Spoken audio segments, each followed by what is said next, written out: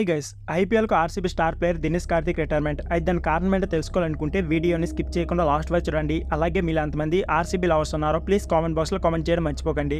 ఇక లేట్ చేయకుండా వీడియోని స్టార్ట్ చేసేద్దాం. Team India veteran wicket keeper batter Dinesh Karthik తన ఐపీఎల్ కెరీర్ ముగించబోతున్నట్లు వార్తా సంస్థ పీటీఐ నివేదించింది. ఈ సీనియర్ ప్లేయర్ స్వతహాగా తన రిటైర్మెంట్ ప్రకటించకపోయినా 2024 ఐపీఎల్ తర్వాత అంతర్జాతీయ క్రికెట్లో రిటైర్మెంట్ ప్రకటించే అవకాశం ఉంది. ప్రస్తుతం కార్తిక్ ఐపీఎల్లో రాయల్ ఛాలెంజర్స్ బెంగళూరు తరఫున ఆడుతున్నారు. గత సీజన్లో విఫలమైన ఆర్సీబీ యాజమాన్యం ఈ వికెట్ కీపర్పై నమ్మకం ఉంచింది. ఐపీఎల్లో ఇప్పటివరకు కార్తిక్ 6 ప్రాంతాల తరఫున ఆడారు. ఐపీఎల్ ప్రారంభ టోర్నీ నుంచి ఇప్పటివరకు ఆడుతున్న అతి కొద్ది మంది క్రికెటర్లు దినేష్ కార్తిక్ ఒకరు. ఈ లిస్టులో ధోని, విరాట్ కోహ్లీ, రోహిత్ శర్మ, శేఖర్ ధావన్, రుద్దుమాన్ సహా మిన్నెస్ పాండే ఉన్నారు.